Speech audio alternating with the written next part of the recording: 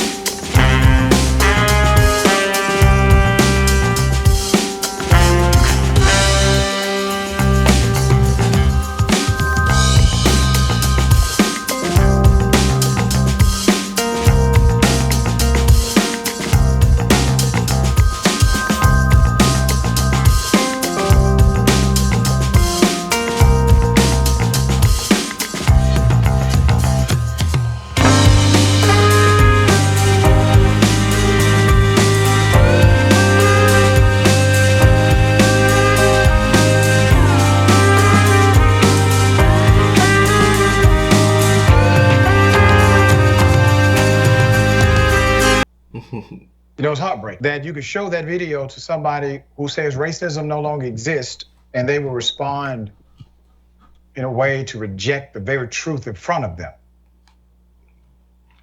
You can talk to a Christian evangelical and say, do you have a problem with this video? I dare say that most of them in this era would likely not. And I remind those who are people of faith in the Christian context, it was Jesus, Yeshua, who said, will you do to the least of these, you do unto me.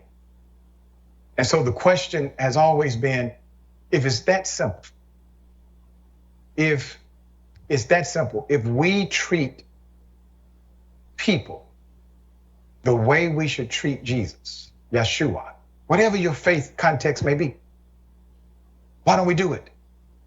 And the true answer is, we do. In our treatment of humanity is how we actually treat our faith. Sharing thoughts.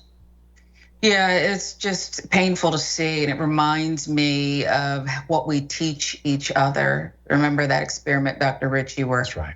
Little girls of color were looking at dolls and their likeness and using words like dirty and ugly. People aren't born this way. We got to take a good look at ourselves. That's right. And that's the reason we fight for intentional programs, diversity and inclusion, education opportunities, cultural awareness, because the indoctrination was intentional, which means the deconstruction of the indoctrination must be intentional too. So the indoctrination was intentional and the deconstruction of the indoctrination has to be intentional.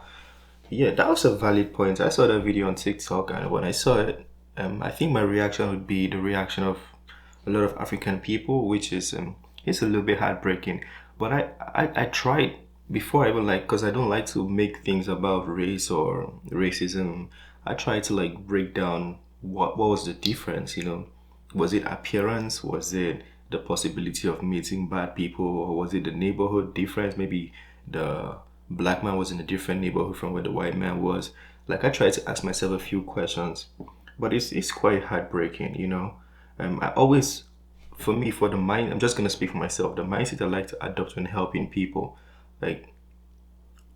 I just dedicate myself to helping people regardless. Or if I'm not gonna help, I don't care who you are, I just do not help. Depends on how I'm feeling, So that one was heartbreaking to me. I don't have any real explanations on what happened right there. What was it, just straight up racism? Feel free to talk to me. I just hope the world will be a better place and we can all help people regardless of race or regardless of color. But feel free to talk to me. A lot of people have different theories on why that happened. I read different comments, and from black people also, they said that was no racism, and some people even called his dreadlock, his appearance and stuff, So yeah, feel free to share yours with me. is heartbreaking still, you know. Processing that at first glance is really heartbreaking.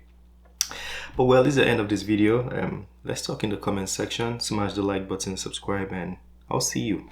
Peace. I made this bed on my